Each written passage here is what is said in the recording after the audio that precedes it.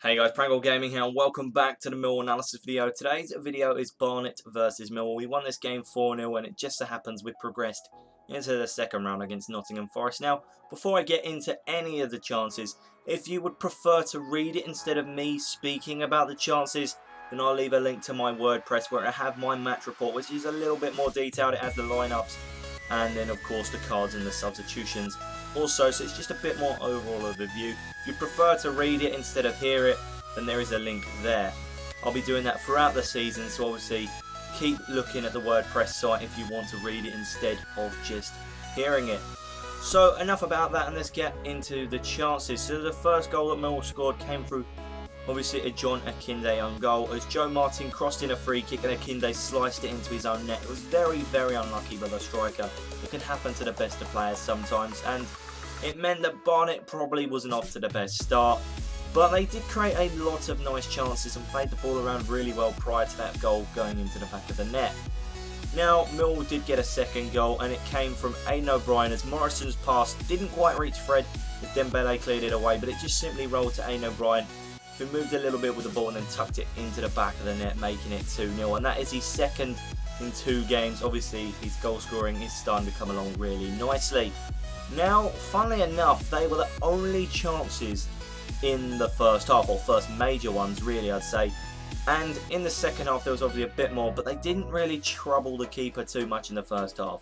So the first chance I'll be mentioning in the second half comes from Ryan Watson, and he did actually force Jordan Archer into making a save, and it rebounded back, but the player that tried to have the shot afterwards didn't really do anything, and we dealt with trouble.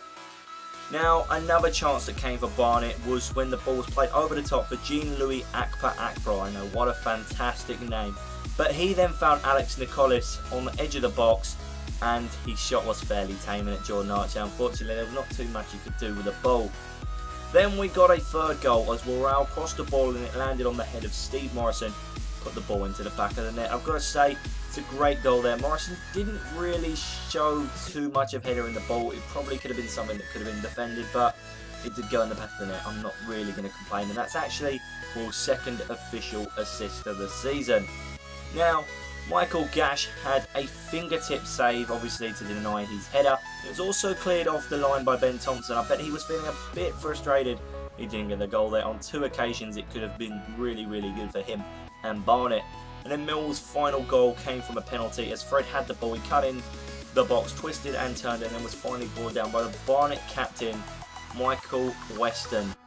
And that meant that Fred stepped up to take the penalty and he put it in, topping off a fantastic performance. He deserved the goal, and that is his first of the season.